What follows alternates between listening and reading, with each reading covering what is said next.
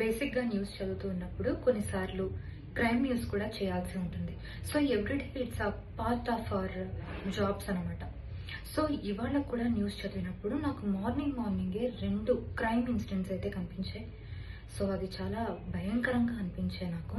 So అందుకే మీతో share చేసుకోవాలనిపించింది. And first incident ఇది ప్రొద్దుటూరులో జరిగింది, కడప జిల్లా. సో ఇక్కడ ఏం జరిగిందంటే, సొంత కొడుకి తల్లిని చాలా విచక్షణ రహితంగా దాడి చేసి హత్య చేసి చంపేశాడు. చంపేసిన తర్వాత గదిలోకి వెళ్ళి మ్యూజిక్ని ఎంజాయ్ చేస్తూ పాటలు పెట్టుకుని సరదాగా గడిపాడు.